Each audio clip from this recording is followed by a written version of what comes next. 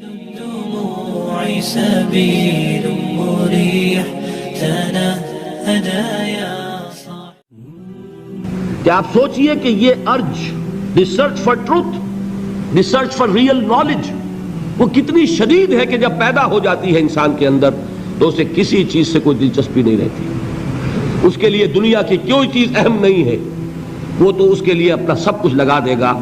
He wants to know the truth. حقیقت کیا ہے؟ حضرت سلمان فارسی رضی اللہ تعالی عنہ کہاں پیدا ہوئے؟ ایران میں. فارسی ہے.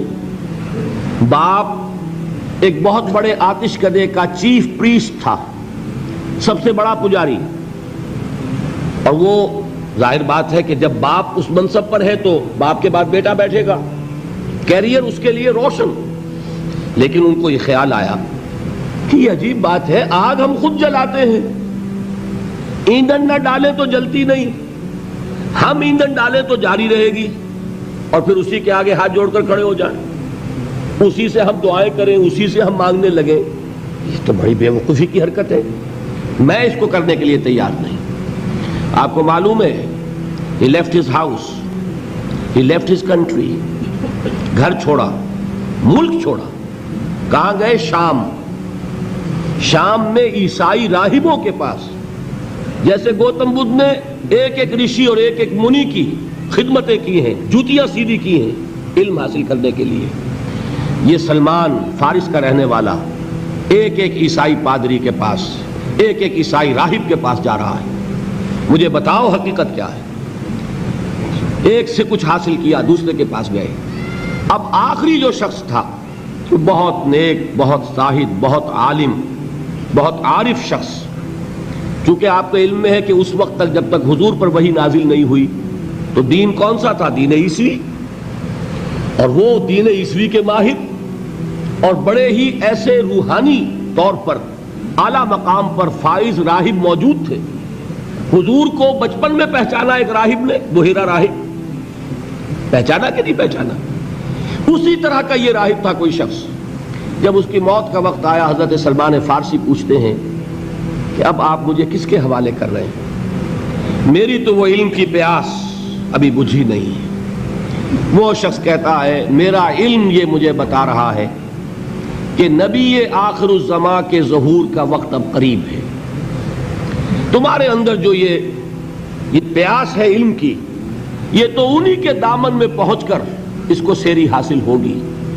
اور میرا علم مجھے بتاتا ہے کہ جنوب کی طرف کھجوروں کی سرزمین میں ان کا ظہور ہوگا. لہذا قسمت یاوری کرے گی، بسم اللہ کرو، ادھر کا رخ کرو. ادھر اس راہب کی آنکھیں بند ہوئیں، ادھر انہوں نے سفر شروع کیا عرب کا. ایک قافلے کے ساتھ شریک ہو گئے. قافلے پر ڈاکوؤں کا حملہ ہوا، گرفتار کر لیے گئے.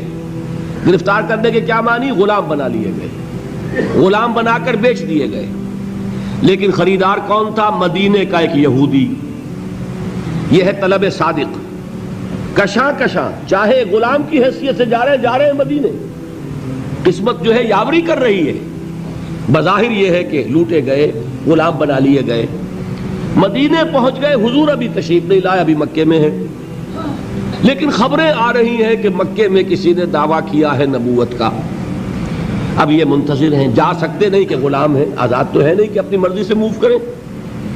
میں یہ کہا کرتا ہوں یہ سلمان وہ شخص ہے، فارس کا سلمان، جس کے بارے میں وہ بات 100% صحیح ہے کہ پیاسا کنویں کے پاس نہیں گیا، کنواں پیاسے کے پاس چل کر آیا کہ محمد الرسول اللہ مدینے پہنچے ہیں صلی اللہ علیہ وسلم. اب انہیں خبر ملی، آ گئے وہ. لیکن یہ کہ بہرحال کیسے پہچانوں کہ جھوٹا ہے یا سچا نبی ہے؟ میرے لیے کیا پہچان ہے؟ راہب سے ایک سوال کیا تھا، اس نے کہا تھا دیکھو ایک پہچان میں تمہیں بتا دیتا ہوں، وہ صدقہ اور خیرات قبول نہیں کریں گے، ہدیہ قبول کریں گے. لہذا اب یہ چشم تصور ہی سے آپ دیکھیے کتنی منت سماجت کی ہوگی. اپنے اس یہودی آقا کی رخصت لی، ساتھ ہی کھجوریں کچھ حاصل کی، کھجوروں کو ٹوکری میں ڈالا، حضور کی خدمت میں پہنچ گئے. حضور نے سوال کیا کہ سلمان یہ کیا ہے؟ عرض کیا یہ صدقہ ہے، میں آپ کے لیے لایا ہوں. آپ نے فرمایا نہیں، صدقہ یہ غربا کا حق ہے، تقسیم کر دو، میں صدقہ نہیں لیتا. کچھ دنوں کا بیچ دے کر پھر وہی کام کیا، پھر کچھ کھجوریں لے کے حاضر ہوئے. کیا ہے یہ؟ ہدیہ ہے آپ کی خدمت میں پیش کر رہا ہوں. فرمایا ہاں ہدیہ میں قبول کرتا ہوں. فوراً ایمان لائے، قدموں میں گر گئے. اب آپ بتائیے کہاں سے کہاں سلمان پہنچا ہے. اگر وہ بھی اپنے معاشرے میں جو چیز مانی جا رہی تھی اس کو مان کر اپنی زندگی بتا دیتا تو کیا محمد الرسول اللہ صلی اللہ علیہ وسلم کے قدموں تک پہنچنا نصیب ہوتا؟ یہ ہے وہ بات. اب اور مثالیں سن لیجئے. ورقہ ابن نوفل ہیں، مکے کے رہنے والے ہیں، لیکن ان کا دل پھر گیا یہ بتوں کو پوجنا چیبانی دارت، بے جان مورتیاں خود ہم تراشیں، ان کو پوجیں. لہذا وہ اب حقیقت کی پیاس میں گئے کہاں؟ مکے سے چل کر شام پہنچے. اس وقت تک حضور تو پیدا تو ہو چکے ہیں، ولادت ہو چکی ہے، وحی کا آغاز نہیں ہوا. لہذا ورقہ کہاں پہنچے ہیں؟ شام. وہاں جا کر عیسائیت اختیار کرتے. وہی دین تھا اس وقت، جب تک وہی حضور پر نہیں آتی وہی دین ہے آسمانی. حضرت عیسیٰ علیہ السلام کی رسالت کا دور چل رہا ہے اور اتنی مہارت حاصل کرتے ہیں کہ ان کے بارے میں آپ کو ملے گا روایات میں کان یکتب التوراۃ بالعبرانیہ، کہ حضرت ورقہ ابن نوفل عبرانی زبان میں تورات لکھا کرتے تھے. مکے میں عربی زبان کے لکھنے والے گنتی کے لوگ تھے اور یہ عبرانی کی تعلیم حاصل کی انہوں نے. اتنے بڑے عالم. جب پہلی وحی آئی ہے تو حضرت خدیجہ حضور کو لے کر گئی ہیں انہی ورقہ ابن نوفل کے پاس کہ ذرا سنیے ان کے ساتھ کیا ماجرا پیش آیا ہے. حضور نے جب وہ واقعہ بیان کیا حضرت جبرائیل کی آمد کا، غار حرا کا جو واقعہ تھا، تو ورقہ ابن نوفل فرماتے ہیں کہ یہ وہی ناموس ہے جو موسیٰ پر نازل ہوا تھا، عیسیٰ پر نازل ہوا تھا، اور کاش کہ میں اس وقت تک زندہ رہوں جبکہ آپ کی قوم آپ کو مکے سے نکال دے گی. حضور حیران ہوئے، اوا مخرجیہم، کیا یہ مجھے نکال دیں گے؟ یہ تو مجھ سے بہت محبت کرتے ہیں، مجھے الصادق کہتے ہیں، الامین کہتے ہیں، میں ان کی آنکھوں کا تارا ہوں، یہ مجھے نکال دیں گے؟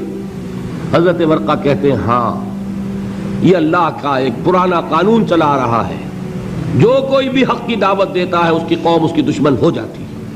لہذا یہ واقعہ آپ کے ساتھ پیش آئے گا.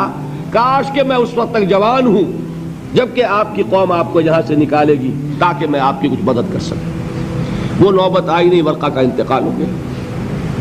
اسی طرح کا معاملہ زید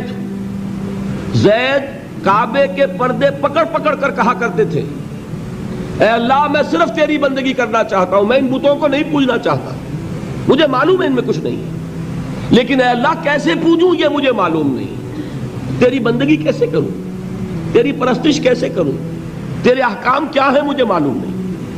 یہ زید ہیں جن کا انتقال ہو گیا حضور پر وحی کے شروع ہونے سے پہلے.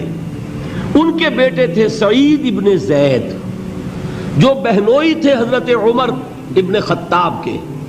ان کے گھر میں فاطمہ بنت خطاب حضرت عمر کی ہمشیرہ تھی. اب آپ بتائیے زید کا بیٹا ہو، کیسے ممکن ہے کہ ادھر محمد پر وحی آئے ادھر وہ اس کی تصدیق نہ کر دیں.